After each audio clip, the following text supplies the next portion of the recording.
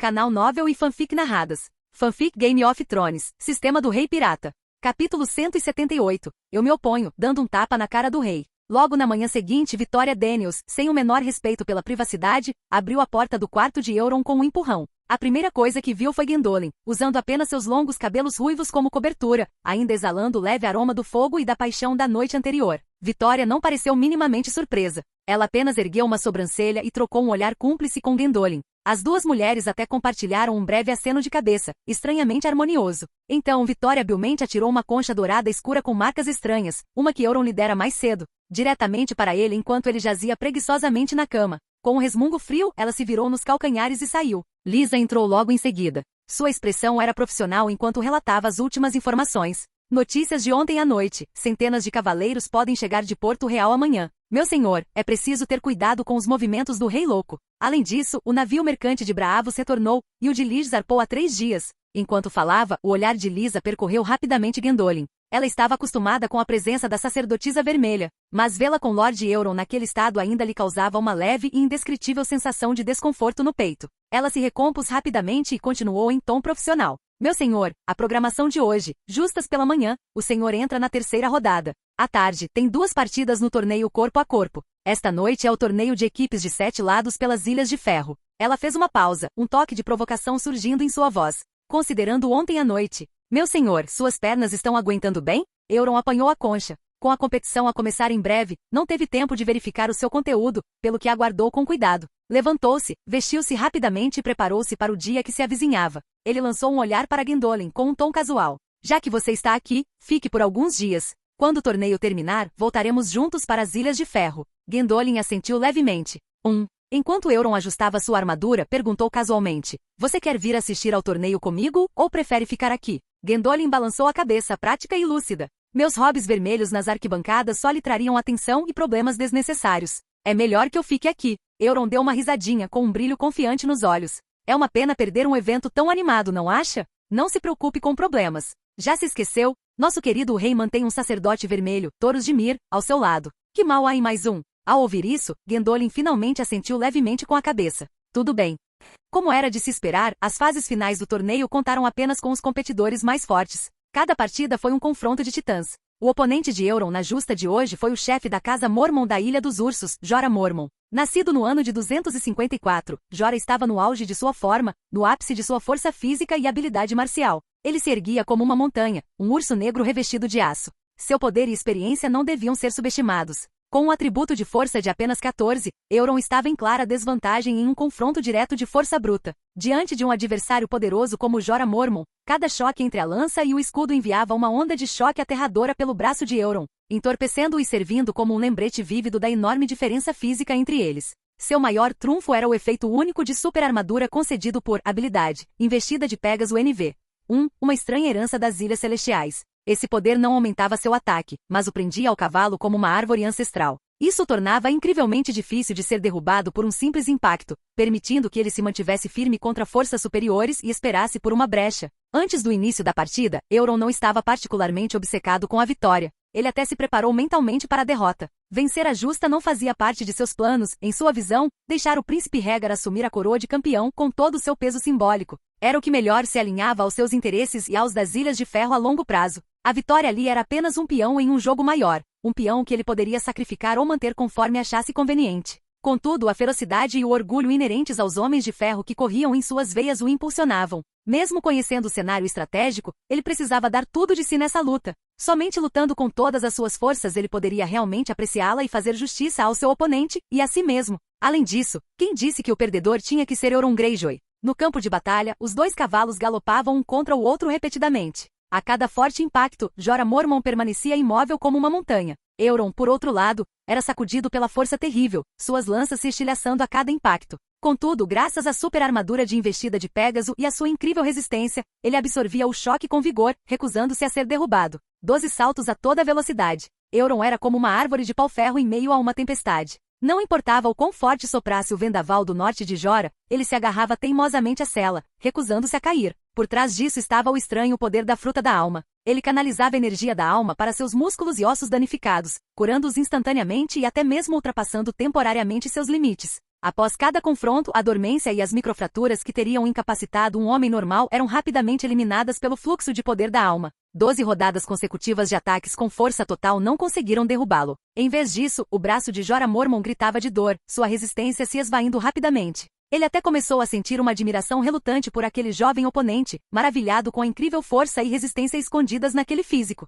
A 13ª tentativa. A trombeta soou novamente. Toda a multidão se levantou quando os cavalos começaram a correr, prendendo a respiração, pressentindo que o momento decisivo estava próximo. Naquele momento, nutrido pelo fruto da alma, Euron ainda estava perto do seu auge. Jorah Mormont, no entanto, estava exausto. Euron notou a respiração pesada sob o elmo de Jorah e o leve tremor no braço que segurava a lança. Ele estava no seu limite. Este seria o golpe final. Fruto da alma, injetar alma no corpo, fortalecer a si mesmo. Injetando 500 pontos de alma. Força mais 5. Euron instantaneamente sentiu-se tomado por uma força suficiente para matar um touro com um soco. Num lampejo de velocidade relâmpago, a lança de Euron aproveitou a fração de segundo crucial, atingindo a couraça de Jorah Mormont com precisão cirúrgica. Desta vez, o poder majestoso finalmente irrompeu. Jorah Mormont grunhiu. Ele não conseguia mais se equilibrar. O impacto violento o arremessou para fora da cela, fazendo-o cair pesadamente no chão. A multidão explodiu num tsunami de aplausos. O rugido quase fez as arquibancadas de Arrenhal voarem. Ninguém esperava que um garoto de 11 anos das Ilhas de Ferro fosse capaz de abalar a renomada força de Jorah Mormont. Lá no camarote real, até mesmo os favoritos para vencer o torneio, o audacioso Barristan Selmy, a espada da manhã Arthur Dayne, e até mesmo o próprio príncipe Rhaegar Targaryen, não conseguiram esconder o choque. Eles conheciam a força de Jorah melhor do que os espectadores comuns, e entendiam exatamente que tipo de resistência e força de vontade aterrorizantes eram necessárias para enfrentá-lo por 13 rodadas e sair vitorioso. O que Euron Greyjoy demonstrou foi muito além da sua idade. Foi uma resiliência que beirava o assustador. Até mesmo Aerys II se levantou de seu trono, gritando em aprovação, sua voz estridente cortando os aplausos. Euron Greyjoy, venha para a frente. Deixe-me dar uma boa olhada neste bravo rapaz das Ilhas de Ferro. Um alerta soou na cabeça de Euron. A lembrança de Jaime Lannister sendo nomeado publicamente para a Guarda Real no dia anterior ainda estava fresca na memória. Será que o Rei Louco planejava fazer o mesmo com ele? Mas o rei o havia convocado. Sob os olhos do reino, o protocolo não podia ser ignorado. Ele cavalgou à frente conforme ordenado, desmontando com elegância diante do camarote real, tirou o capacete e fez uma leve reverência, com os cabelos negros grudados na testa pelo suor. Vossa Graça é muito gentil. Aerys II o examinou com olhos que brilhavam com uma luz instável. Bom, muito bom. Você é o segundo filho do rei Cellon, correto? Sim, Vossa Graça, respondeu Euron de forma concisa e cautelosa. Ouvi falar de seus feitos, disse Aerys com a voz carregada de elogios exagerados. Bravo na batalha, inteligente e audacioso.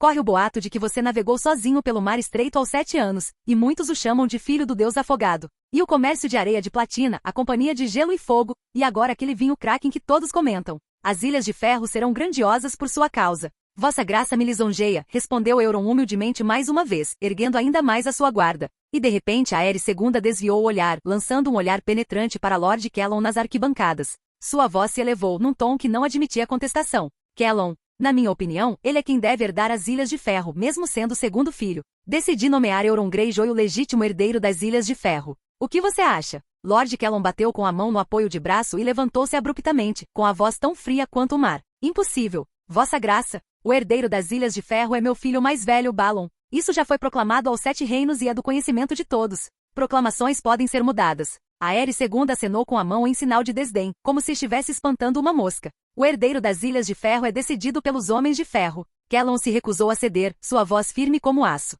Este é um assunto da Casa Greyjoy e dos Senhores das Ilhas de Ferro. Mesmo como rei, você não tem o direito de interferir. Vendo a obstinação de Cellon, Aerys voltou seu olhar ardente e cheio de tentação para Euron, tentando encontrar uma brecha na armadura. Euron, fale por si mesmo. Você acha que tem capacidade para sentar na cadeira de pedra do mar e se tornar rei das Ilhas de Ferro? Todos os olhares se voltaram imediatamente para Euron, temendo uma repetição do incidente com Jaime Lannister. Euron manteve-se calmo como água parada. Sua voz era clara e firme, sem qualquer hesitação. Vossa Graça, isto não tem nada a ver com habilidade. Meu irmão, Balon Greyjoy, é o legítimo herdeiro das Ilhas de Ferro. Isso é indiscutível. Sua habilidade e talento são reconhecidos por todas as Ilhas de Ferro e pela Casa Greyjoy. Euron fez uma pequena pausa, mantendo o tom polido na superfície, mas absolutamente resoluto por dentro. No entanto, agradeço a Vossa Graça pela sua gentileza. Mas a questão da sucessão é um assunto interno da Casa Greyjoy, regido pelas antigas leis e tradições das Ilhas de Ferro. Não permite interferência externa. Ele fez uma pausa novamente, um sorriso quase provocativo surgindo em seu rosto. Acrescentou lentamente, assim como nenhum nobre nos Sete Reinos jamais questionou que o príncipe Rhaegar Targaryen é o legítimo herdeiro do Trono de Ferro. Isso é um assunto da família Targaryen, assim como este é um assunto da família Greyjoy. A frase foi como uma adaga lançada com precisão cirúrgica, atingindo instantaneamente o nervo mais sensível e insano de Aerys II. O rosto do rei empalideceu de raiva, seus olhos saltaram das órbitas. Seus dedos atrofiados agarraram os braços do trono, sua voz se transformando em um grito estridente. Você se atreve. Euron ignorou a fúria monstruosa. Simplesmente curvou-se elegantemente mais uma vez com a voz terrivelmente calma, apenas dizendo a verdade. Se Vossa Graça não tiver mais nada a dizer, retirarei-me. Sem esperar por outra manifestação, ele deu meia volta e foi embora no silêncio sepulcral e no choque da multidão. Assim que a luta de Euron Greyjoy terminou, o contingente das Ilhas de Ferro não se demorou. Eles recolheram seus estandartes de Kraken e seus equipamentos silenciosamente e rapidamente, deixando seus lugares como uma maré que recua. Eles não queriam olhar para o Rei Louco no trono por mais um segundo sequer. Cada momento passado em sua presença, testemunhando aquele rosto repugnante e insano. Seus decretos erráticos e suas tentativas desajeitadas de semear a discórdia que até um cachorro perceberia, os enchia de um nojo e uma inquietação incontroláveis.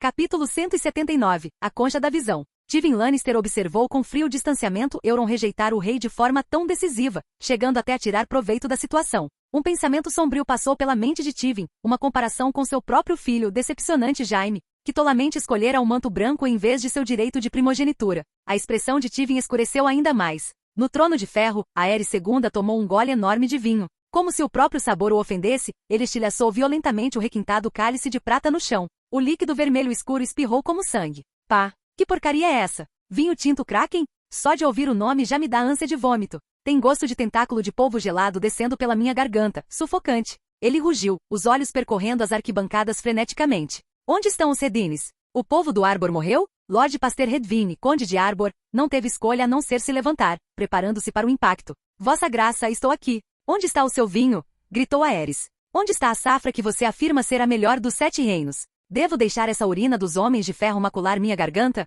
Lord Redvine gaguejou. Vossa Graça, isto. Varys, de pé ao lado, interveio suavemente. Sua voz era suave como seda, mas chegava claramente a todos os ouvidos. Vossa Graça se esqueceu? Desde aquele infeliz conflito entre as Ilhas de Ferro e a Árvore, os Greyjoy não só esvaziaram as adegas dos Redvine e arrancaram suas vinhas, como também declararam que todos os mestres vinicultores da Árvore estavam perdidos na luta. Ah, e sim, acrescentou, como se tivesse acabado de se lembrar, eles compuseram recentemente uma canção bastante popular. Creio que se chama As Chamas da Árvore. Lord Redvine permaneceu em silêncio, os músculos da mandíbula tremendo. Ele fervia por dentro. Será que esse eunuco está fazendo isso de propósito? Será que ele precisa mesmo reabrir minhas cicatrizes e me dar um tapa na cara em público? Olhem para eles. Aerys gesticulou com os braços, tendo encontrado a válvula de escape perfeita para sua fúria. Esta é a loucura dos homens de ferro. Selvagens. Eles ousam sequestrar o povo livre dos 7 reinos e escravizá-los para produzir vinho. Tais crimes são imperdoáveis. Tendo aprendido a lição da maneira mais difícil, Lord Redvine sabia que não adiantava dialogar com o Rei Louco. Manteve a boca bem fechada. Mas Aerys II não o deixaria em paz. Anunciou em voz alta: ordeno que as Ilhas de Ferro devolvam imediatamente à Árvore cada um dos seus vinicultores roubados. Nenhum deles faltará. Redvine finalmente não conseguiu se conter e perguntou cautelosamente: Vossa Graça, e se eles recusarem? Eles se atrevem? A voz de Aerys se elevou, carregada de uma ameaça aterradora. Se ousarem desobedecer às minhas ordens, enviarei a frota real para arrasar aquelas ilhas frias e pedregosas. Afundarei cada um de seus navios vikings.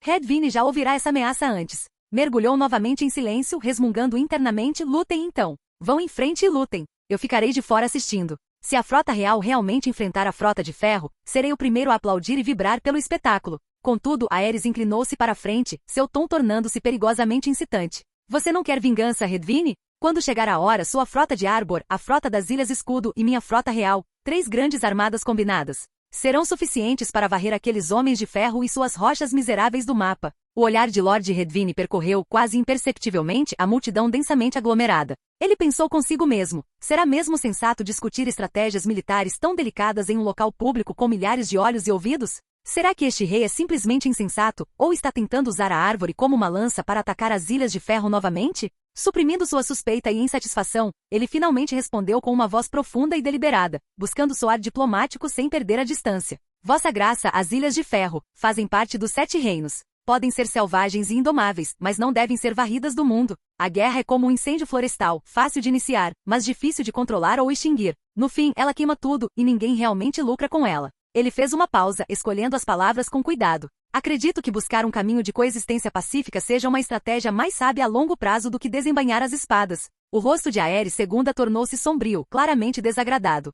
Euron retornou ao acampamento dos Homens de Ferro, onde a atmosfera era tão densa quanto a névoa marítima perene de sua terra natal. Lord Catelyn ainda fervia de raiva. Caminhava irritado de um lado para o outro dentro da tenda principal, sua voz grave ecoando como um trovão. Aquele louco! Ontem ele usou um manto branco para roubar o herdeiro de Tywin, e hoje ousa interferir abertamente na sucessão das Ilhas de Ferro. Quem ele pensa que é? Euron parecia relativamente calmo. Analisou a situação friamente. Sua intenção é óbvia, pai. Ele quer desmantelar qualquer aliança em potencial, uma a uma. Talvez ele tenha ouvido rumores e se sinta ameaçado. Euron adentrou ainda mais a tenda principal. Além do furioso Lord Catelyn, Balon, Victarion e vários outros lords importantes das Ilhas de Ferro estavam presentes. O ar era opressivo. Euron olhou para o grupo, sua voz calma, mas carregando um peso inegável. Deixem-nos ir. Tenho assuntos familiares para tratar com meu pai e meus irmãos. Os lords das Ilhas de Ferro entenderam imediatamente. O que quer que Euron quisesse discutir certamente estava relacionado à cena nas arquibancadas sobre a sucessão. Trocaram olhares, mas nada disseram, saindo da tenda em silêncio.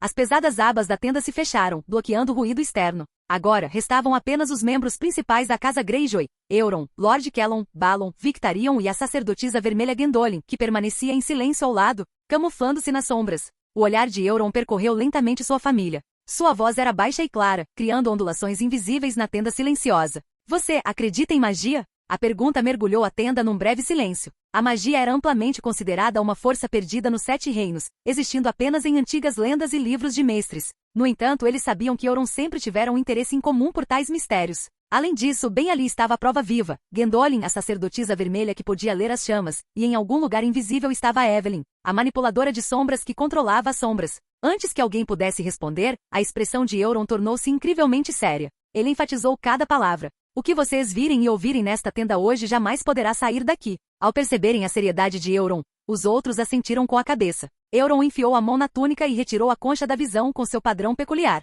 Sem mais explicações, injetou uma pequena quantidade de poder nela. A superfície da concha começou a brilhar, e a cena registrada anteriormente na Câmara de Pedra foi projetada como uma névoa cintilante. O texto mostra claramente Aerys II e seu pequeno conselho tramando. Revela todo o processo de como planejavam usar casamentos, assassinatos, promessas vazias e discórdia para fragmentar e desmantelar completamente quaisquer alianças em potencial. Veja o capítulo 173 para mais detalhes. Que plano perverso! A voz de Lord Catelyn era baixa, carregada de raiva contida. Quando a visão revelou o segredo de que o príncipe Rhaegar poderia ser forçado a se divorciar da princesa Elia, o choque ficou estampado no rosto de todos. Após um longo silêncio, Lord Catelyn ergueu o olhar, seus olhos penetrantes fitando Euron. Deveríamos mostrar essa visão aos outros? Aos Stark? Aos Arryn? Euron balançou a cabeça lentamente com os olhos profundos. Pai, esse tipo de magia não deveria existir neste mundo, e os homens comuns não confiariam nela. Mesmo que lhes mostrássemos, eles não questionariam a loucura do rei primeiro, questionariam a origem e a autenticidade da imagem.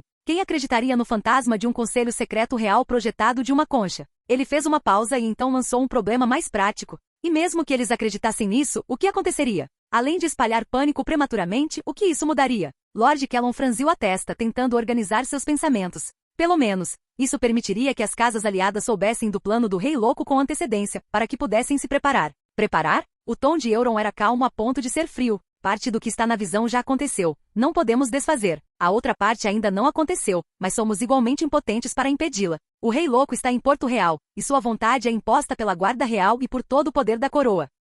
Estamos longe, nas Ilhas de Ferro. Como podemos impedir o que acontece dentro da Fortaleza Vermelha? Euron olhou para cada um dos membros de sua família, seu olhar finalmente pousando em seu pai. Revelar a existência da magia ao público só faria com que os senhores dos Sete Reinos nos temessem, nos evitassem e nos vissem como pagãos ou inimigos. Que benefício isso traria? As Ilhas de Ferro precisam de poder, não de isolamento. Ele tomou a decisão definitiva. Este assunto deve ser mantido em absoluto segredo. Lord Catelyn ponderou por um longo tempo. A raiva em seu rosto foi gradualmente substituída por um pesado senso de realidade. Finalmente ele assentiu lentamente, aceitando o julgamento de seu filho. A voz de Euron permaneceu firme e constante. Para nós, o mais importante agora é estarmos totalmente preparados. Afiamos nossos machados, reforçamos nossos navios e unimos as Ilhas de Ferro em uma só, prontos para qualquer batalha que possa surgir. Quanto às conspirações em Porto Real e as mudanças de rumo nos Sete Reinos, simplesmente observamos e aguardamos. Lord Callum soltou um suspiro pesado, seus olhos fascando de perspicácia e raiva. O rei louco pensa que é brilhante, achando que pode romper alianças com casamentos e promessas. Ele não percebe que brincar com o poder assim, pisoteando a tradição e a dignidade, só fará com que todos os nobres o odeiem profundamente. O ódio acumulado é como uma correnteza subterrânea no fundo do mar. Um dia, ela rugirá até a superfície e o engolirá junto com seu reinado insano. Tem razão, pai, concordou Euron. Mas então mudou de assunto, trazendo todos de volta ao presente. No entanto, ainda tem um combate corpo a corpo esta tarde e, mais importante, o combate em equipe de 7 lados esta noite. É nesse campo de batalha que as Ilhas de Ferro provarão sua força e conquistarão a glória. Em vez de nos preocuparmos com problemas distantes que ainda não aconteceram, vamos concentrar nossa energia em vencer a luta que está bem à nossa frente.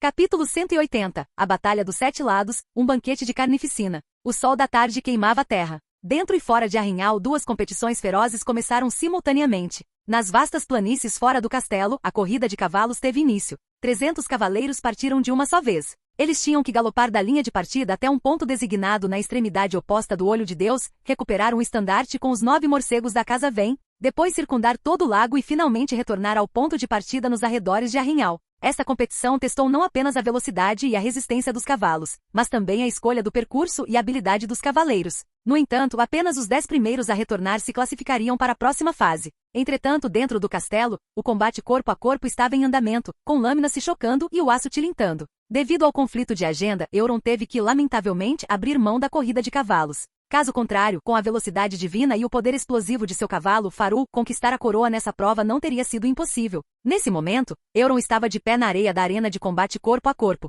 Seu primeiro oponente era um mercenário errante, Bronn. Esse homem era conhecido por sua agilidade e leveza nos pés, esquivo como uma sombra, sempre capaz de se esquivar de ataques fatais com passos ágeis em momentos críticos. Mas o canto da boca de Euron se curvou num sorriso imperceptível. O tipo de oponente que ele menos temia era exatamente esse, aquele que dependia da velocidade. Porque neste continente quase ninguém conseguia ser mais rápido do que a técnica de outro mundo, Marine Six Styles, barbear. O resultado já estava definido. Após dezenas de trocas de golpes deslumbrantes, Euron aproveitou uma brecha fugaz. Seu corpo avançou como um fantasma. No segundo seguinte, a espada de Bronn atingiu o chão. Euron havia plantado os 2 pés firmemente sobre as mãos de Bronn, agachando-se sobre ele, suprimindo completamente qualquer possibilidade de contra-ataque. Ao mesmo tempo, a longa e fria lâmina na mão de Euron pairava precisamente entre as sobrancelhas de Bronn. Se Bronn engolisse em seco, provavelmente sentiria a ponta da lâmina em sua pele. Bronn era um mercenário extremamente pragmático. Ele imediatamente cessou toda a resistência e falou de forma muito concisa: "Eu me rendo." Ao ouvir isso, Euron embainhou sua lâmina com precisão, seus movimentos fluidos e frios. Bronn levantou-se rapidamente do chão, sacudiu a poeira e até conseguiu esboçar um sorriso profissional, com um tom de alívio por ter sobrevivido. "Obrigado, meu senhor, por poupar minha vida." Euron apenas o encarou com indiferença. Sua voz não demonstrava nenhuma emoção, apenas um pragmatismo puro, quase cruel. "Não o poupei por misericórdia. Minha lâmina simplesmente parou a essa distância. Se necessário para a vitória, não me importaria de adicionar sua alma à contagem sob minha lâmina." O verdadeiro evento principal começou quando a noite caiu completamente, a sangrenta e brutal batalha de 7 equipes. Não se tratava de um elegante duelo entre cavaleiros, mas de um campo de batalha em miniatura regido por regras estritas. Comparado a uma guerra real, limitava-se apenas a 100 participantes por lado e proibia estritamente o uso de escudos. Tirando isso, o massacre e a morte não eram diferentes. Lâminas cortariam a carne, martelos de guerra quebrariam ossos, e gritos e lamentos se entrelaçariam numa sinfonia primordial. A arena gigantesca estava iluminada por braseiros e tochas, parecendo a entrada do inferno. 7 equipes representando diferentes poderes estavam posicionadas nas extremidades, como marés prestes a colidir. Além da equipe dos Homens de Ferro liderada por Euron, estavam os Dorneses liderados pelo príncipe Oberyn Martell, a elite da Casa Tyrell de Jardim de Cima, os soldados da Casa Frey da Travessia, os Cavaleiros do Vale do Ninho da Águia, as tropas Lannister das Terras Ocidentais e a notória Companhia Mercenária dos Segundos Filhos. 7 potências, 700 guerreiros, estavam prestes a desencadear uma luta implacável neste campo de batalha designado para a morte, em busca de glória, ouro ou sobrevivência. A noite era densa. Os campos de batalha nos arredores de Arrinhal estavam iluminados como o dia por inúmeras tochas. O ar estava carregado de tensão e sede de sangue. O esquadrão de 100 homens das Ilhas de Ferro se reuniu em um só lugar para seu conselho final antes da batalha. Balon Greyjoy olhou em volta para os guerreiros que estavam prestes a lutar ao seu lado. De repente, ele irrompeu em uma gargalhada rouca, sua voz trovejando como um sino. "Comam à vontade. Bebam tudo. Encham suas barrigas de vinho e carne. Quem sabe, esta pode ser nossa última refeição." Euron lançou-lhe um olhar irritado. Você não consegue dizer nada agradável de uma vez por todas? Nesse instante, a víbora vermelha de Dorne, Oberyn Martell, caminhou até a tenda dos Homens de Ferro com alguns de seus homens de confiança. Ostentando seu sorriso cínico característico, foi direto ao ponto. Euron no caos, o lobo solitário morre facilmente. Vamos unir forças no início, eliminar os obstáculos e então, acertar as contas no final. Que tal? Euron assentiu calmamente sem surpresa. Concordo. Mas enquanto restarem apenas as Ilhas de Ferro e Dorne no campo de batalha, nenhum dos lados apunhalará o outro pelas costas.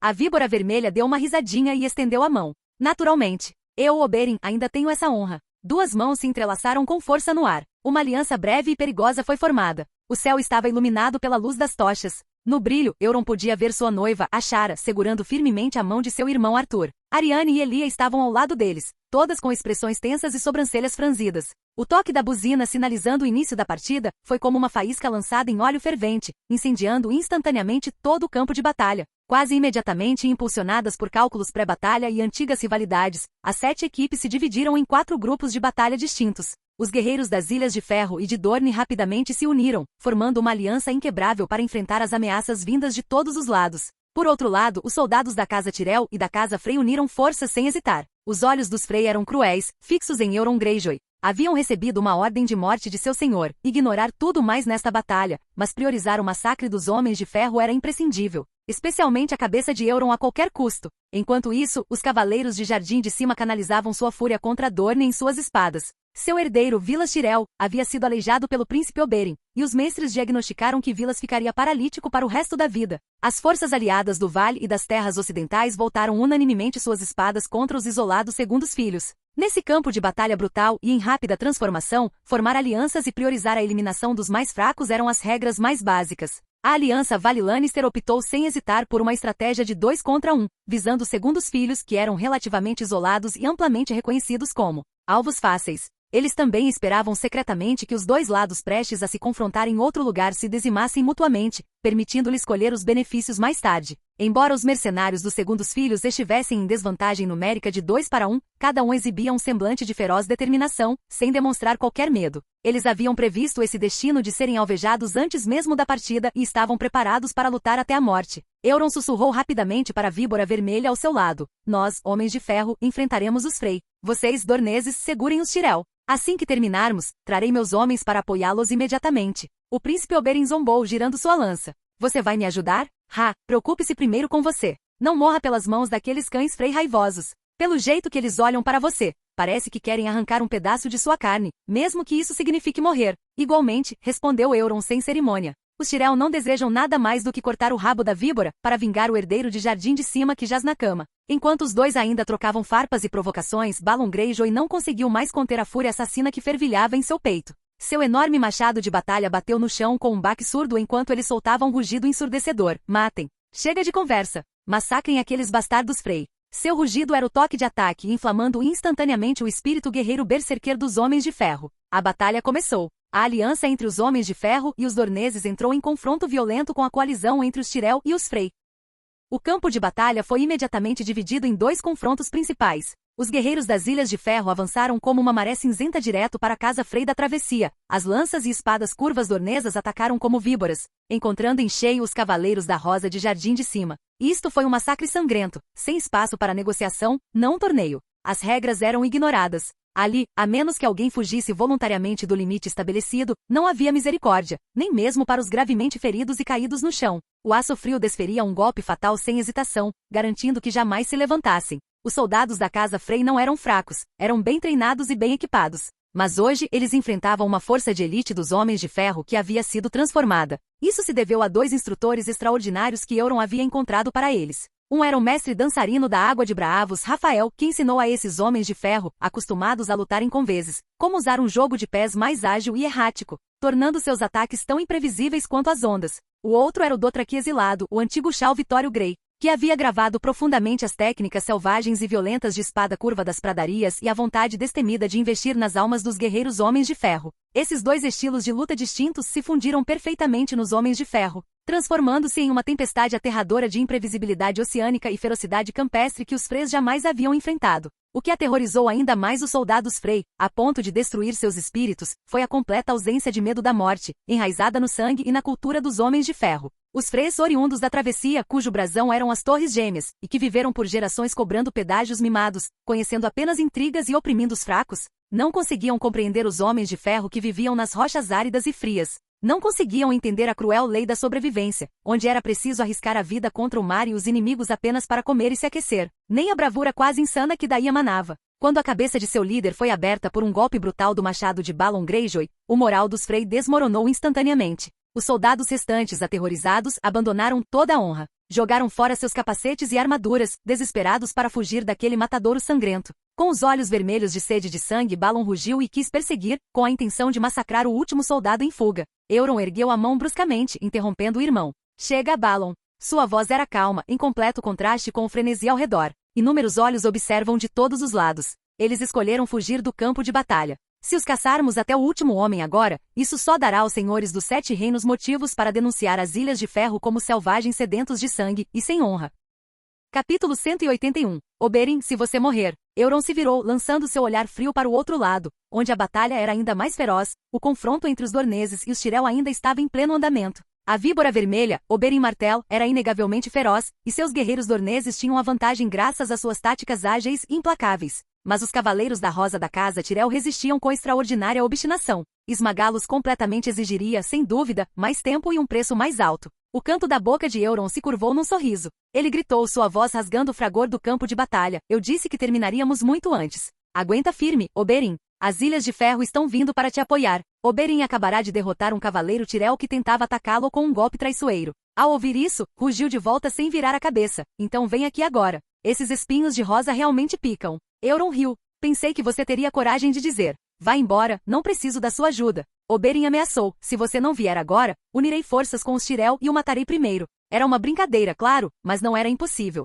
Com a chegada de novas forças, especialmente os guerreiros das Ilhas de Ferro, cujo moral estava em alta após massacrar os Freys, o rumo da batalha mudou instantaneamente. A linha defensiva Tyrell desmoronou em instantes. Percebendo que a derrota era irreversível, o comandante emitiu imediatamente uma ordem. Os remanescentes das forças Tyrell abandonaram o combate sem hesitar, retirando-se do campo de batalha o mais rápido possível para preservar suas forças. Do outro lado do campo de batalha, as forças aliadas do Vale e das Terras Ocidentais, que haviam tratado os segundos filhos como um alvo fácil, haviam chutado uma placa de ferro de verdade. Os mercenários dos segundos filhos demonstraram uma disciplina e resiliência impressionantes no campo de batalha. Rapidamente formaram uma formação circular compacta, como um ouriço de aço enrolando seus espinhos, resistindo obstinadamente aos ataques vindos de todos os lados. Esses bandidos que lambiam o sangue de suas lâminas eram especialistas em defesa e contra-ataques coordenados. Cada golpe era brutal e eficiente. Quase todos os segundos filhos caídos arrastavam 1 ou 2 soldados aliados consigo, cobrando dos senhores do Vale e das Terras Ocidentais um preço muito mais alto do que eles haviam previsto. Um silêncio estranho caiu subitamente sobre o campo de batalha. Os estrondosos aplausos que irromperam da direção da Aliança Dornesa-Ferronês agiram como uma parede invisível, interrompendo abruptamente o massacre entre os segundos filhos e a Aliança Vale-Terras Ocidentais. Soldados de ambos os lados, Second Sons, Vale e Westerlandes, ofegavam pesadamente, seus rostos manchados de sangue tomados por confusão e cautela. Por um acordo tácito cessaram o combate e recuaram meio passo, criando distância, mas seus olhares se voltaram em uníssono para a força vitoriosa e revigorada, cujo moral estava no auge. O comandante dos segundos filhos, um capitão mercenário com uma cicatriz horrenda no rosto, cuspiu um bocado de saliva ensanguentada. Seu olhar percorreu os remanescentes dos Tyrell, prontos para a batalha, e a ameaçadora aliança entre os Homens de Ferro e os Dorneses, finalmente pousando no igualmente sombrio Senhor do Vale e representante das Terras Ocidentais à sua frente. Sua voz rouca quebrou o silêncio, concisa e cortante. Bem? Cada palavra soava como se tivesse sido raspada de uma pedra de amolar, carregando a frieza do metal e a crueldade da realidade. O cavaleiro do Vale limpou o sangue de sua espada larga, e o representante das Terras Ocidentais estreitou os olhos. A situação ficou imediatamente clara. Continuar a lutar entre si só levaria à sua eliminação pelas mãos de um terceiro grupo que aguardava nos bastidores. Num instante, interesses em comum forjaram um consenso patético, porém risível. Aliança, disse o representante das Terras Ocidentais, com a voz seca, mas excepcionalmente clara. 3 contra 2. Depois, se ainda estivermos vivos, decidiremos o vencedor. Sem hesitação. Sem rodeios. Diante da sobrevivência, o ódio momentâneo poderia ser deixado de lado. Os lábios do comandante marcado por cicatrizes se curvaram num sorriso quase cruel. Ele assentiu pesadamente. Feito. No instante em que a palavra foi dada, a frágil e temporária aliança foi formada. As três forças ajustaram suas formações com um entendimento tácito. Os feridos foram levados para o interior, enquanto os soldados aptos empunhavam suas armas, voltando-se para encarar a ameaça comum e maior. O ar estava novamente carregado de intenção assassina, mais complexa e desesperada do que antes. Sem movimentos desnecessários. Isto era um campo de batalha. O brilho frio das lâminas e o vermelho escuro do sangue eram a única linguagem. A única diferença era que esse massacre não estava acontecendo em um deserto desolado, mas no centro de uma arena circular. As arquibancadas imponentes ao redor estavam lotadas. Nobres e nobres em trajes finos inclinavam-se para a frente, os olhos brilhando de fanatismo e ganância. Plebeus agarravam-se a bilhetes de apostas rudimentares, gritando ou praguejando até ficarem roucos pelos lutadores em que haviam apostado. Seus gritos e suspiros eram como ondas invisíveis, atingindo cada alma que lutava até a morte na arena. Num piscar de olhos, a situação evoluiu de uma briga caótica para um impasse brutal. A aliança recente de Dorne e das Ilhas de Ferro contra o triunvirato formado às pressas pelos Segundos Filhos, o Vale e as Terras Ocidentais. O ar pareceu congelar por um segundo, para então ser dilacerado por uma intenção assassina ainda mais feroz. Nenhum dos lados teve tempo sequer de reorganizar completamente suas linhas antes de se chocarem novamente com um rugido estrondoso. Nesse renovado turbilhão de sangue, Euron Greyjoy e Oberyn Martell eram como dois redemoinhos de morte complementares, demonstrando uma coordenação impressionante. Ignoraram os soldados comuns, seus olhares penetrantes fixos nos três núcleos do lado oposto, o comandante marcado das Segundas Irmãs, o cavaleiro senhor do Vale e o representante das Terras Ocidentais. Os dois se tornaram uma adaga impiedosa, cravando-se diretamente no coração da aliança. A lança de Oberyn atacou primeiro. A ponta disparou como uma víbora, criando inúmeras imagens residuais deslumbrantes que envolveram os três oponentes simultaneamente, forçando-os a bloquear e recuar, com a atenção completamente capturada. Nesse breve instante, Euron soltou um rugido que parecia vir das profundezas do mar. Ele pisou no ombro da víbora vermelha, que subitamente se tensionou como ferro, usando-o como trampolim para se lançar no ar. Sua armadura de couro negro se desdobrou no ar como as asas de um ceifador. As lâminas gêmeas em suas mãos traçaram um arco aterrador capaz de dividir a luz do sol, suportando todo o seu peso e o ímpeto de sua queda da maneira mais primitiva e violenta, direto para a cabeça do comandante dos Segundos Filhos, o cortador de dragões. Rachadura. Após um som abafado e nauseante, todo o ruído pareceu desaparecer. A cabeça voou pelos ares com a expressão congelada em choque. Sangue jorrou como uma fonte do pescoço do corpo ainda de pé. Euron aterrissou com força, levantando uma nuvem de poeira. Ele ergueu o rosto, procurando o próximo alvo. A linha da aliança tripartite desmoronou no instante em que a cabeça do comandante voou pelos ares, como uma torre cuja base foi arrancada. Os mercenários dos Segundos Filhos reagiram primeiro. Esses bandidos que lutavam por dinheiro podiam não ter honra, mas certamente não lhes faltava a astúcia necessária para sobreviver. Com seu líder morto, não hesitaram por um instante. Sua formação se reduziu instantaneamente e com alguns assobios curtos e agudos, todo o grupo recuou com a mesma decisão da maré, usando os corpos de seus camaradas e escudos descartados para construir uma barreira temporária, tentando se isolar dos dois ceifadores da morte. Os guerreiros das terras ocidentais demonstraram parte da disciplina do exército de uma grande casa. Misturada a uma miséria evidente, recuaram em esquadrões, espadas longas e lanças ainda apontadas para fora, avançando em uma retirada organizada e sobreposta. Tentaram manter o último resquício de dignidade em meio ao desespero, mas seus passos acelerados e olhares apavorados denunciavam seu colapso interior. Os soldados do Vale, porém, perderam toda a vontade de lutar, dominados pelo medo. Ninguém sabia quem gritou primeiro, mas todo o flanco direito desmoronou instantaneamente. Cavaleiros e soldados sobreviventes jogaram fora seus pesados escudos e sua honra, virando-se sem hesitar, empurrando e chorando, querendo apenas correr mais rápido que seus companheiros, expondo completamente as costas ao inimigo. Persigam-nos! Massacrem-nos! Rugiram os guerreiros dorneses e das Ilhas de Ferro de olhos vermelhos, brandindo lâminas pingando sangue, prontos para avançar, ansiosos por regar essa vitória com mais sangue. Mas duas figuras erguiam-se como recifes diante da maré crescente. Euron empunhava suas espadas gêmeas ao lado do corpo, seu olhar frio percorrendo o inimigo em fuga antes de retornar aos seus homens inquietos. A curva cruel de sua boca não havia mudado, mas ele balançou a cabeça lentamente. Ao seu lado, Oberyn bateu com a extremidade da lança no chão com um baque surdo. Embora a víbora vermelha estivesse ofegante, com o peito subindo e descendo, seus olhos estavam claros e penetrantes. Ele cuspiu um bocado de saliva ensanguentada, a voz rouca, mas carregando uma ordem inquestionável. Chega! Deixem eles correrem! No centro do campo de batalha esfumaçado, os guerreiros de Dorne e das Ilhas de Ferro pararam em uníssono. Eles estavam a cerca de 10 passos de distância um do outro. A breve camaradagem de lutar lado a lado esfriou rapidamente, substituída por um escrutínio cauteloso e uma renovada sede de batalha. O ar estava denso de sangue e poeira, e uma tensão tácita pairava no ar. O inimigo comum havia desaparecido. Agora era a vez deles. Euron e Oberyn trocaram um olhar. Nenhuma palavra foi necessária. Ambos ergueram as mãos quase simultaneamente, sinalizando a retirada. Seus guerreiros obedeceram, arrastando corpos exaustos, passando por cima dos cadáveres de amigos e inimigos, abrindo lentamente a distância para o duelo. Dentro da arena circular, a ruidosa luta silenciou abruptamente, restando apenas a respiração ofegante e o tilintar das armas contra as armaduras. Agora, restavam apenas 2 casas no campo. Os Homens de Ferro tinham 72 guerreiros restantes, a maioria coberta de sangue, com os olhos tão frios e duros quanto os machados em suas mãos. Os Dorneses tinham 68, cansados, mas com aquela energia ágil e feroz ainda latente em cada músculo tenso. Os números eram apertados. Ambos os lados eram elites que emergiram do fogo e do sangue. O resultado era impossível de prever. A víbora vermelha, Oberyn, deu um passo à frente repentinamente. Ele bateu sua lança ensanguentada no chão mais uma vez, quebrando o silêncio sufocante. Seu olhar atravessou a multidão, fixando-se em Euron. Euron. Sua voz era alta, com um traço de rouquidão pós-batalha, mas ecoou claramente pelo campo. Vamos resolver isso 1 contra 1. Euron soltou uma risada baixa. 1 contra 1. Ele inclinou a cabeça, sua capa carmesim esvoaçando na brisa. Víbora vermelha, olhe bem. Isto é uma luta corpo a corpo em equipe de 7 lados. Você quer quebrar as regras? A regra é, o vencedor permanece no círculo. Oberyn não recuou. Ele acenou com a mão para os guerreiros feridos atrás e à sua frente. Se jogarmos todos em uma briga caótica, pelo menos metade dos nossos homens morrerá. Vale a pena? Por que não apenas você e eu? Decidiremos o vencedor final da maneira mais antiga. Suas palavras não se dirigiam apenas a Euron, mas a todos que pudessem ouvi-las. Uma leve comoção percorreu os guerreiros de ambos os lados. Muitos olharam para os ferimentos de seus camaradas, emoções complexas reluzindo em seus olhos. Um brilho calculista cintilou nos olhos de Euron. Após um momento de silêncio, ele falou lentamente com um tom divertido na voz. Interessante. O vencedor do duelo mantém toda a sua equipe no círculo para desfrutar da glória final. E o perdedor? Ele fez uma pausa, seu olhar percorrendo os guerreiros dorneses. Retira todos os seus homens do círculo voluntariamente, admitindo a derrota.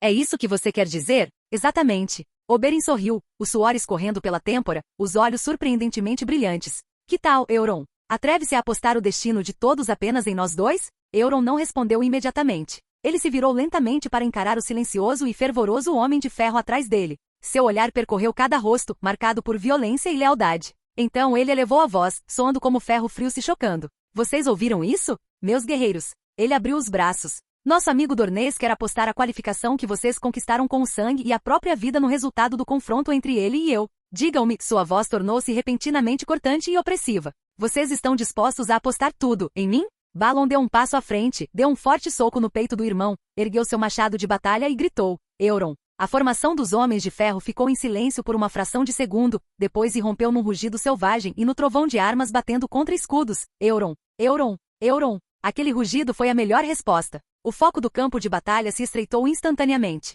De um massacre caótico entre equipes a um duelo final entre 2 homens. Essa reviravolta surpreendeu a todos, mas ninguém a questionou. Naquele campo de batalha, cercado por gritos de torcida fanáticos, força e vontade eram as únicas regras. Euron Greyjoy e Oberyn Martell se encararam a 10 passos de distância. Eles eram velhos conhecidos, até mesmo amigos, mas naquele momento carregavam algo muito mais pesado do que amizade pessoal. As expectativas daqueles que viveram e morreram com eles, a honra de seus estandartes e os espíritos inquietos de seus irmãos caídos. Reter qualquer informação, mesmo que minimamente, seria uma traição a todos. Euron desembainhou lentamente suas espadas gêmeas. As lâminas brilharam friamente no pôr do sol vermelho sangue. Sua voz grave carregava um tom cruel de provocação. Oberyn, se você morrer, eu mesmo enviarei seu corpo de volta para Dorne, para seu irmão Doran. Tomarei seus bastardos como meus afilhados. Prometo mostrar a eles o que é uma verdadeira brisa do mar. Oberyn ainda ostentava aquele sorriso cínico característico, como se o que estava prestes a acontecer não fosse uma luta até a morte. Ele girou sua lança com destreza, a ponta cortando o ar com um sibilo como de uma víbora.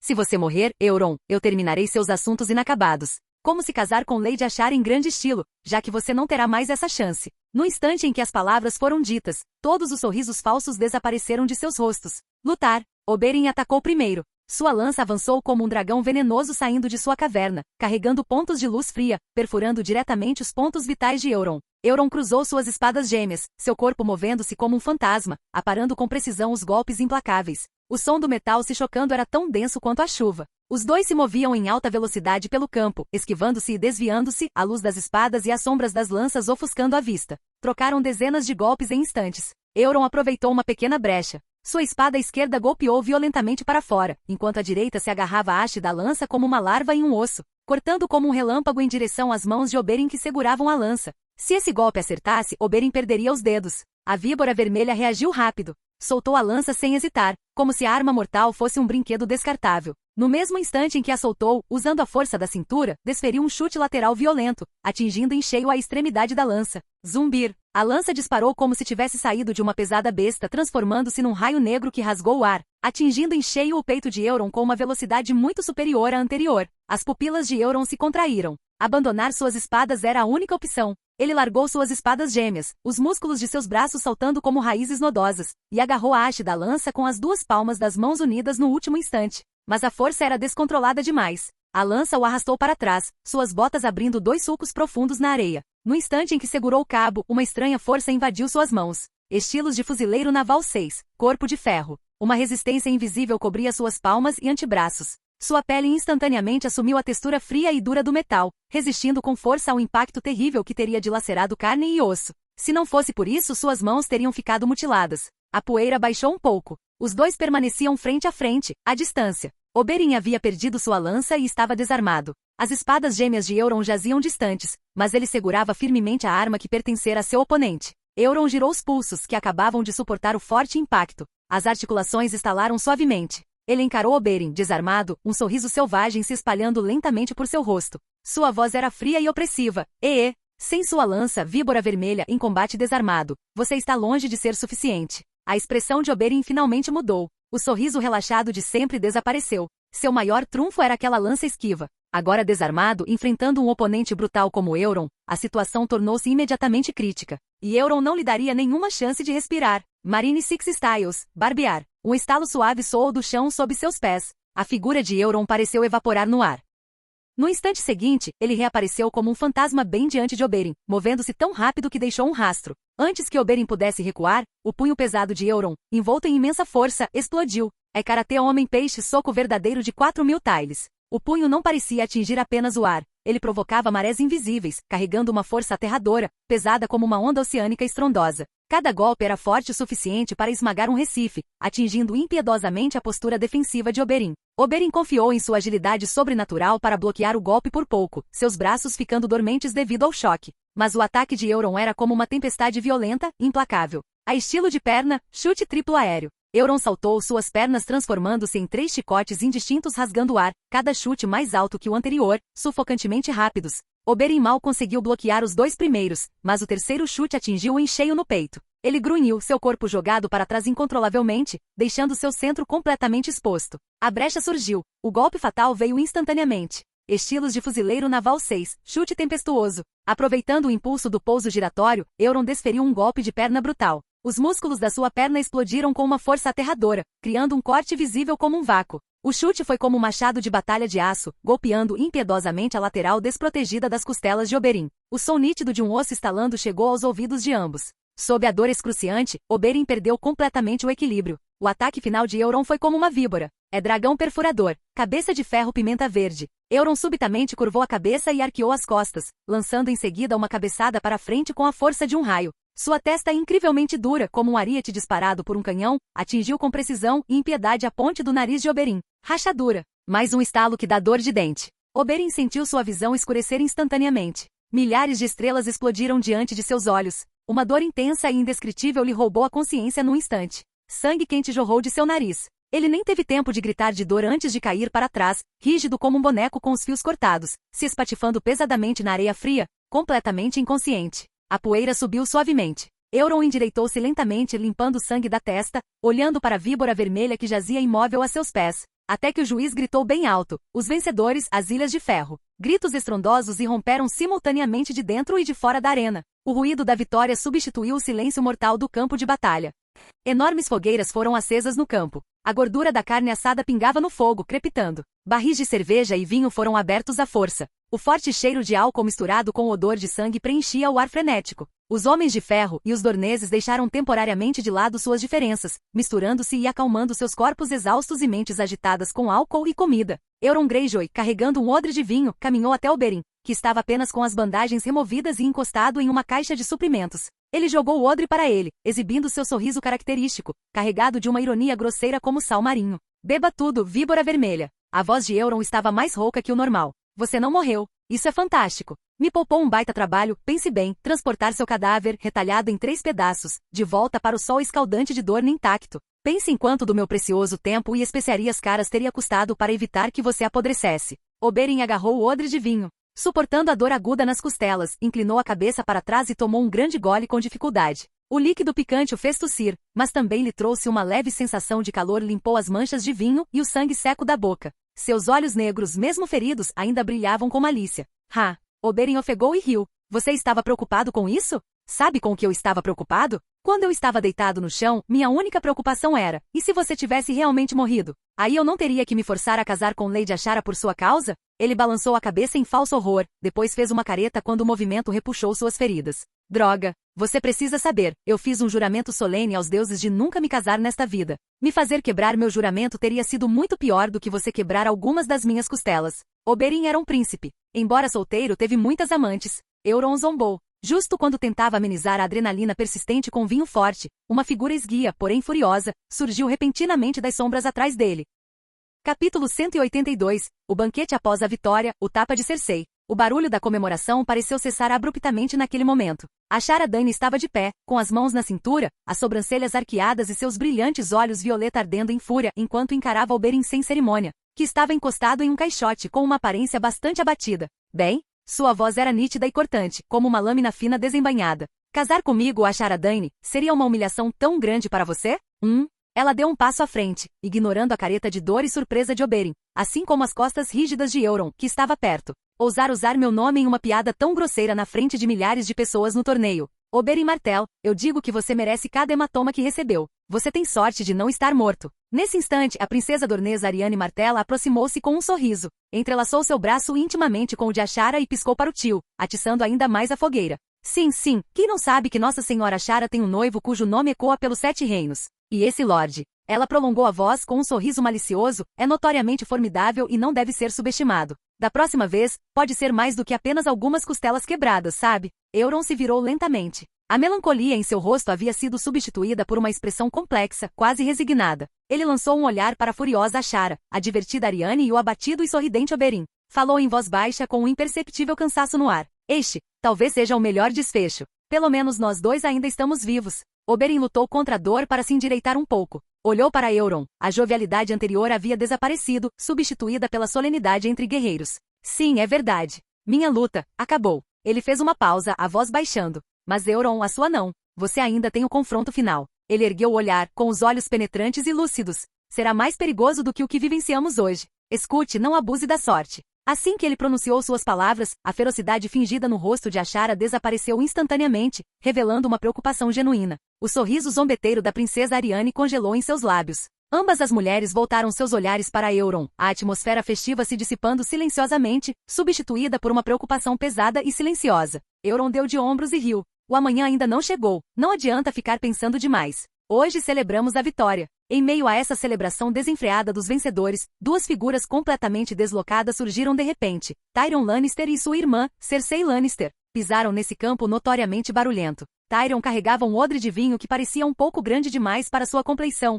com um sorriso sincero no rosto enquanto suas pernas curtas o levavam em direção a Euron, no centro da multidão. A vitória, brindou Tyrion em voz alta, erguendo o odre de vinho. Tenho que admitir, Euron, você sempre consegue criar os espetáculos mais impressionantes e de tirar o fôlego. Euron pegou o odre de vinho, deu um gole e se virou. A luz dançante da fogueira refletia em seus olhos enquanto olhava para Tyrion, um sorriso significativo brincando em seus lábios. Ah, nosso pequeno gigante. Seu olhar passou por Tyrion e se voltou para a gélida Cersei atrás dele, seu tom se tornando mais brincalhão. Falando nisso, ainda não te parabenizei. Não sei se devo dizer que é uma pena ou uma alegria. Jaime se tornou um guarda real. O que significa, meu caro amigo, num piscar de olhos, você se tornou o legítimo herdeiro de Rocher do Casterly, o futuro protetor do Oeste. De verdade, parabéns. O sorriso no rosto de Tyrion se desfez instantaneamente, transformando-se em algo amargo. Ele tomou um grande gole de vinho e não respondeu. Ao lado dele, Cersei soltou uma risada distinta e zombeteira. Seus longos cabelos dourados pareciam uma coroa fria à luz da lareira. Ele pode sonhar. As palavras de Cersei eram como uma serpente cuspindo veneno, cada sílaba destilando desprezo sem disfarces.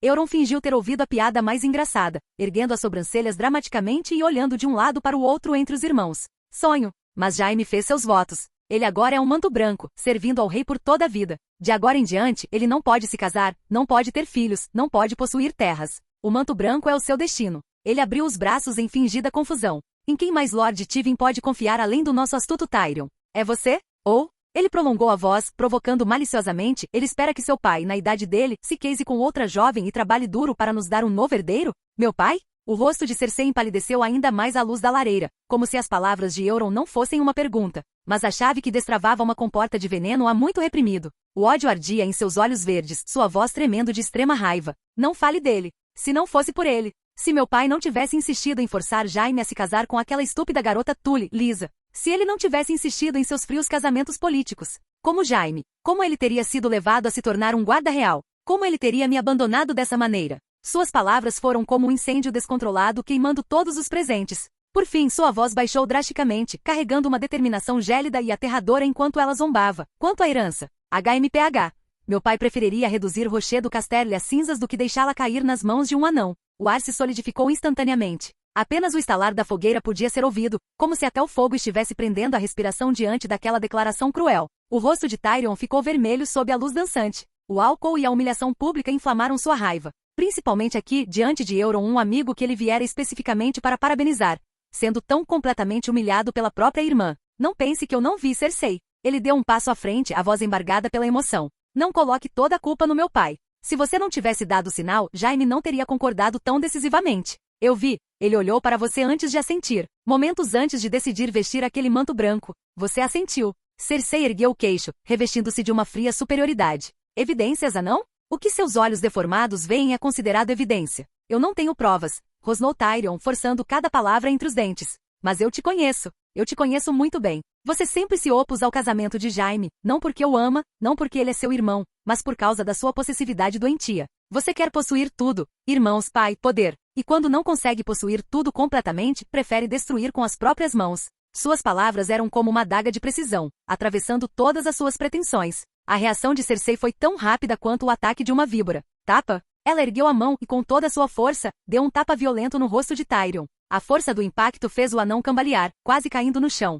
Lembre-se do seu lugar, monstro, sibilou Cersei entre dentes cerrados. Então girou nos calcanhares, seu vestido dourado descrevendo um arco preciso como o de uma leoa enfurecida, e saiu furiosa para as sombras escuras do acampamento. Sua figura se afastando e suas palavras frias eram como gelo invisível, congelando instantaneamente o ar tempestuoso. Euron se inclinou e amparou Tyrion, que cambaleava. Ao ver o inchaço vermelho na bochecha do anão e o rastro de sangue no canto de sua boca, uma emoção complexa passou pelos olhos de Euron, e ele suspirou profundamente. Eu pensei, a voz de Euron cortou a algazarra distante, carregando um tom de contemplação quase zombeteira, que Jaime tirar o manto dourado. Ir para Porto Real e vestir o branco seria um ponto de virada para o seu destino, que você naturalmente se tornaria o herdeiro de Rochedo Casterle, com um futuro brilhante pela frente. Ele balançou a cabeça, olhando fixamente para Tyrion. Agora parece que eu estava errado. Seus dias pela frente não serão mais fáceis, serão ainda mais difíceis. Tyrion limpou o sangue do lábio com a manga. Ardia, mas não era nada comparado à dor gélida em seu coração. Soltou uma risada curta e amarga, os olhos misturando impotência com uma clareza cansada.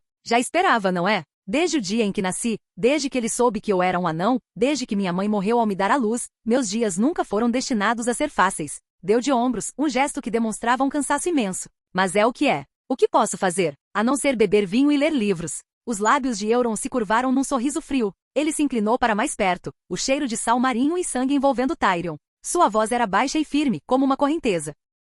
Uma palavra, resista. Tyrion piscou, depois deu uma risadinha como se tivesse ouvido uma piada genial. Suportar? É palavras de verdadeira sabedoria. Sua risada ficou mais alta, mas sem qualquer calor, repleta de absurdo. Suportar até que minha querida irmã se case com alguém nos confins da terra? Suportar até que meu nobre pai finalmente retorne aos braços do Sete? Haha. Só me pergunto, quantos anos isso levará? 10? 20? Espero que eu ainda esteja vivo até lá, e que me lembre exatamente pelo que estou esperando. A Shara aproximou-se silenciosamente, limpando a poeira e a grama das costas de Tyrion. Ela olhou para sua silhueta solitária e suspirou baixinho, sua voz suave, mas carregando uma tentação distante. Se é tão sufocante aqui, por que não navegar conosco quando chegar a hora? Ela se virou para Euron, com um pequeno sorriso nos lábios. Este diz que depois de nos casarmos, construiremos o maior navio do tesouro e navegaremos para o leste, partindo do Mar de Verão. Talvez para explorar Sotoros ou talvez, direto para Shai pela sombra. Sua voz parecia conter magia, pintando um quadro do desconhecido. Ele diz que é ali que flui a verdadeira magia. Antiga misteriosa, muito além de tudo que os mestres da cidadela registraram, um mundo nunca antes visto. Tyrion ergueu o olhar, a melancolia em seus olhos dissipando-se ligeiramente da curiosidade. Você vai para o mar de novo? Euron deu uma gargalhada sonora, passando um braço em volta do ombro de Ashara, com um brilho selvagem dançando em seus olhos. Ainda não. Primeiro temos que nos casar. Daqui a 2 anos, Ashara e eu nos casaremos. Depois disso, o céu é alto e o oceano vasto, tudo nosso para explorar. Ele cutucou Tyrion de brincadeira. Viu? Essa é a vantagem de ser o segundo filho. Sem castelo para guardar, sem linhagem para carregar. Vá para onde quiser. Então você deve me levar, Tyrion exclamou. A paixão, despertada pelo álcool e pelos sonhos, o fez esquecer temporariamente sua dor. Ashai, junto à sombra. Eu li sobre isso. Todos dizem que é um lugar sinistro, que os Ashai têm pele como carvão, usam máscaras o dia todo, agem em segredo e que maldições e magia estão por toda parte. É verdade? Euron não respondeu diretamente. Em vez disso, estendeu a mão de repente e puxou a sacerdotisa vermelha Gondolin, que estava parada silenciosamente nas sombras, para a luz da fogueira.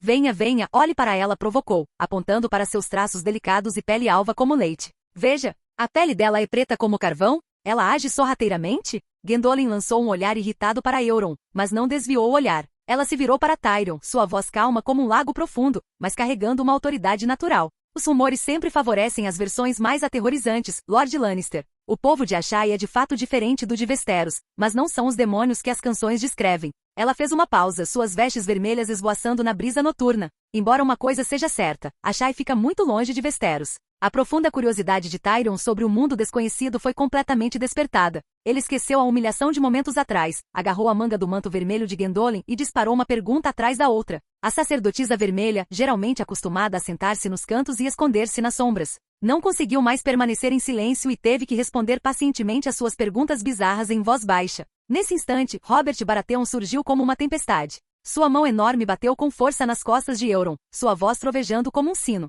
Bom garoto! Aqueles seus socos e chutes, especialmente aquela cabeçada certeira no final. Caramba, foi linda! Perto dali, a víbora vermelha, com uma expressão miserável e um cataplasma no nariz, revirou os olhos e apontou irritado para a ponte nasal achatada. Ele fica com toda a glória, e eu com a miséria. Robert não se importou, bebendo cerveja de uma vez só até a espuma molhar sua espessa barba negra. Ele riu gostosamente. Membros no lugar, ainda respirando, Oberyn considere-se um sortudo. Ele se virou para Euron com um tom ansioso. As finais do torneio são daqui a alguns dias. Que tal? Formamos uma dupla? Um brilho travesso passou pelos olhos de Euron. Decidindo tão cedo? Pode haver adversários mais ardilosos escondidos nos grupos seguintes. Você não tem medo de perder sua aposta ao apostar em mim agora? Mesmo que haja, não me arrependerei e não terei medo. Robert rugiu sem hesitar, o peito arfando de bravata. Só lutando contra os oponentes mais fortes um guerreiro pode mostrar sua glória. Está decidido então. Ele pareceu se lembrar de algo de repente, exibindo um sorriso que todos conheciam e piscando para Euron. Tenho um encontro. Ei, estou indo. Com isso virou-se e saiu furioso tão rápido quanto chegou. Após a multidão diminuir um pouco, a última pessoa a aparecer diante de Euron foi Brienne de Tarth. Ela estava ereta como uma vara, como uma espada prestes a ser desembainhada, mas suas bochechas estavam coradas. Sua voz era nervosa, mas incrivelmente sincera. Parabéns pela sua vitória, Lord Euron. Você foi muito impressionante hoje. Euron observou seu semblante desajeitado e não conseguiu conter um sorriso. O que só impressionante hoje? Não. Brienne gesticulou freneticamente com as mãos, falando mais rápido. Você é sempre impressionante. Estou brincando com você, disse Euron, suavizando o tom de voz. Não te vi por aqui nos últimos dias. Você assistiu aos jogos? Claro, respondeu ela quase imediatamente, seus olhos azuis brilhando com determinação. Não perdi uma única partida sua, Lord Euron. Foram magníficas. Este pequeno banquete pela vitória não se estendeu até altas horas da noite, mas todos saíram satisfeitos. O ruído se dissipou, restando apenas a brisa do mar e o silêncio. O dia seguinte trazia o desafio da justa, mas o ritual, que se seguiria à vitória, era indispensável. Euron pegou a mão de Gondolin e a conduziu para seu quarto, não apenas por prazer, mas também por ansiar por ouvir mais uma vez os sussurros e ensinamentos do destino que o Senhor da Luz oferecia das chamas. O fogo ardeu, estalo, crepitação. Obrigado por assistir, se gostou deixa o like e inscreva-se. Quanto mais apoio mais vídeos. E se possível apoie o canal doando no Pix do canal, na descrição do vídeo ou qualquer valor ajuda. Assim o canal pode trazer novels e fanfics de autores pagos e novos vídeos são postados com mais frequência. Muito obrigado a todos, curtam o canal.